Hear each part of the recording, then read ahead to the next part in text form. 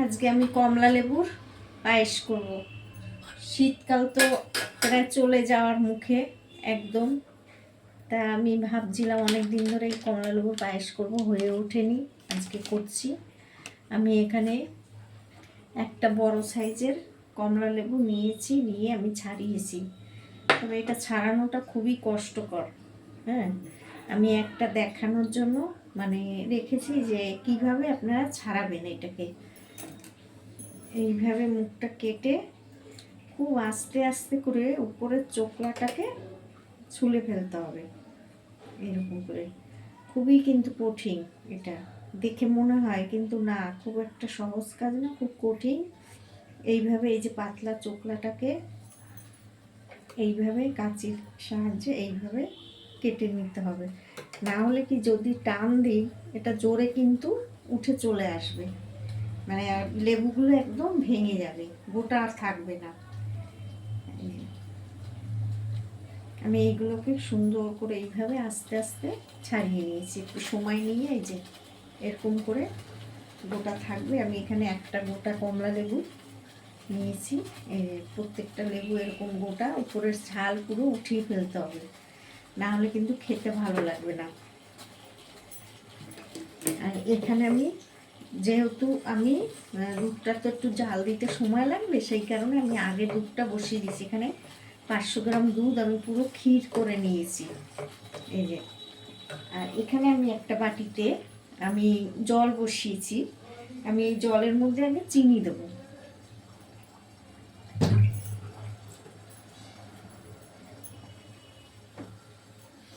আমি কিছুটা চিনি আমি জলের মধ্যে দিয়ে দিচ্ছি, প্রায়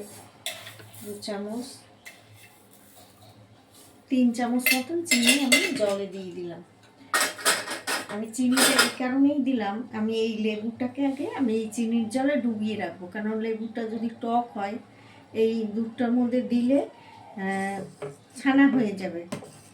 সেই কারণে আমি আগে লেবুটাকে জলের মধ্যে, এই মিষ্টি জলের মধ্যে দেব, যাতে কিছুটা টক ভাবটা কেটে যায়। এখনকার লেবু সেরকম এখনও টক মানে মিষ্টি হয়নি। দুধটা আমার প্রায় মোটামুটি ক্ষীর হয়ে গেছে। আমি এখানে 2টো এলাচ দেব।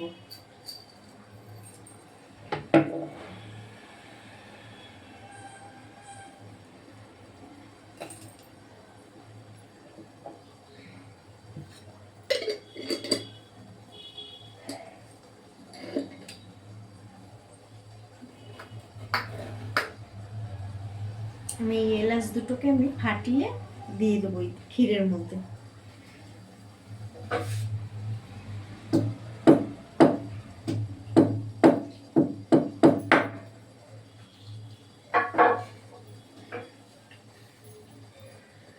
এই যে পুরো ফাটিয়ে আমি একটা এখন দিচ্ছি আর একটা পরে দেবো।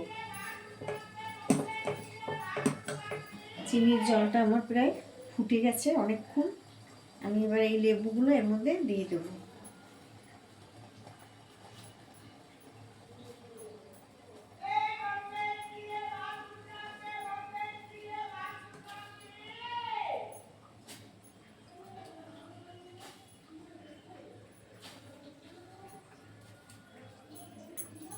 এবার এইভাবে আমি এইটাকে একটুখানি ফুটাবো, অল্প একটু ফুটিয়ে তারপরে গ্যাসটা অফ করে দেবো। আর এখানে আমি পাটালি গুড় নিয়ে এসেছি, আমি কিছুটা গুড় কিছুটা চিনি আমি দেব। আর এখানে আমার 100 গ্রাম মতো গুঁড়ো দুধ আছে। আমি এই দুধটাকে এই ক্ষীরের মধ্যে দিয়ে দেবো, তাহলে মানে ক্ষীরটা আরও সুন্দর হবে খেতে। আর এইটা না মানে এত ভালো হয় খেতে, অপূর্ব হয়। কমলা লেবু যদি মিষ্টি হয় তো আরও দারুণ হয়, কিন্তু মিষ্টি পাওয়াই খুব মুশকিল। আমি এবার এই পাশের গ্যাসটাকে অফ করে দিলাম। আমি এবার এই গুঁড়ো দুধটা এর মধ্যে দিয়ে দিচ্ছি, দিয়ে এইভাবে নাড়তে হবে, না হলে কিন্তু দলা পাকিয়ে যাবে একদম। কি সুন্দর ঘন হয়ে গেল, পুরোটাই দিয়ে দিলাম।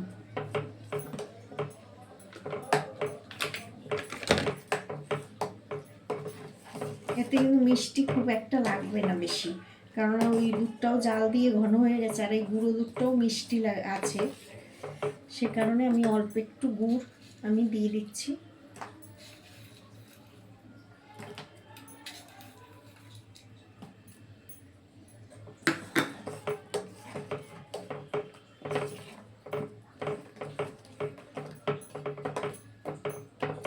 আপনারা চাইলে ওই দুধটাকে একটুখানি গরম দুধ দিয়েও গুলে দিতে পারেন, যে যদি মনে হয় যে দলা পাকিয়ে যাবে, গরম দুধের মধ্যে গুলে দিতে পারেন। এবার আমি এখানে কিছুটা কাজু রেখেছি, আমি কাজুটা দিয়ে দিচ্ছি।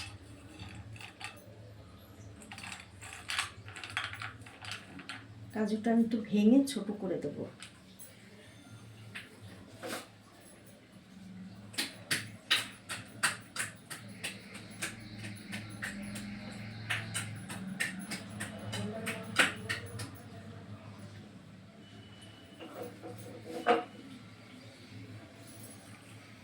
এই যে এরকম করে গুঁড়ো করে দিলে খেতে খুব ভালো হবে।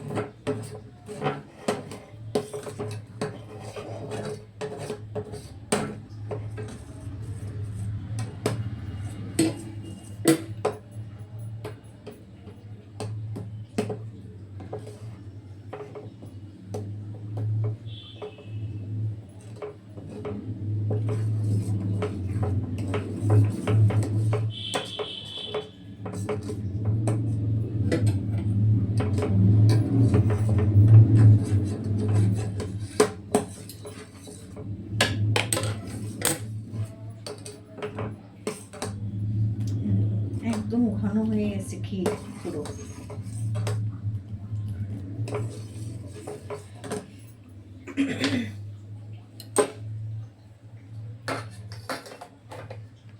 আমার এখানে কমলা লেবুগুলো এই যে এরকম ভিজিয়ে রেখেছি মিষ্টির জলে।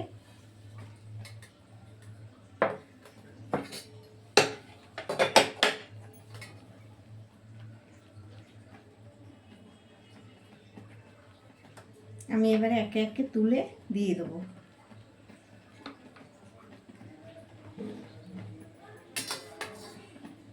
এটাকে দিয়ে কিন্তু ফুটানো যাবে না, তাহলে কিন্তু ছানা কেটে যাবে।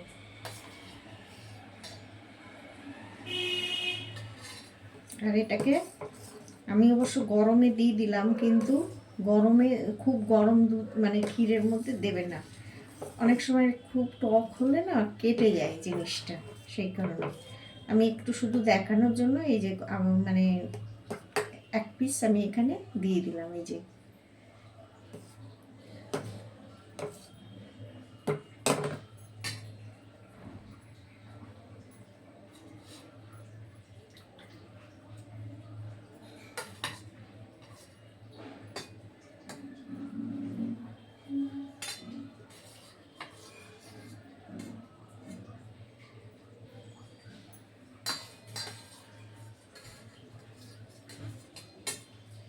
আপনাদের যদি লোক সেরকম বেশি হয় তাহলে আপনি দুটো তিনটে দিয়েও করতে পারেন, আমাদের লোক কম বলে আমি একটা লেবু দিয়েই করেছি।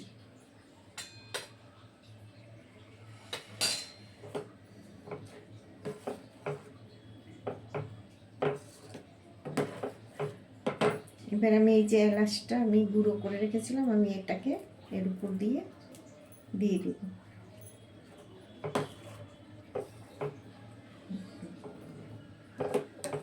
সুন্দর হয়েছে, সুন্দর তো আমি বললে হবে না, আপনারা বলবেন যে কেমন হয়েছে। দেখুন দারুণ হয়েছে।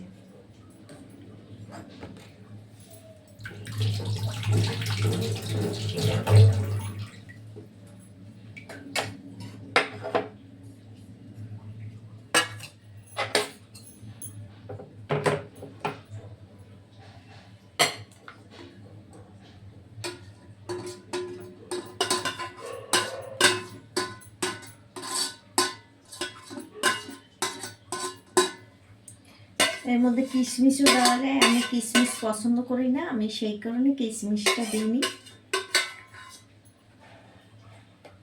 দেখুন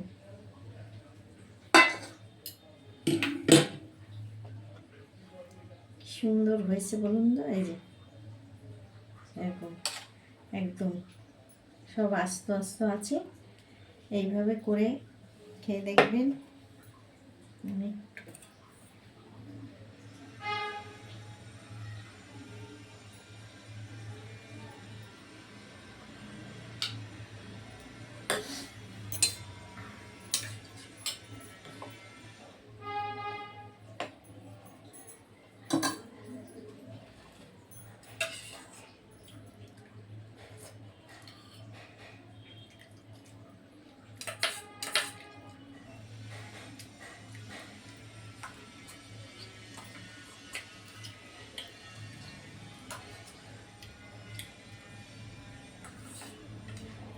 দারুণ হয়েছে, দারুণ।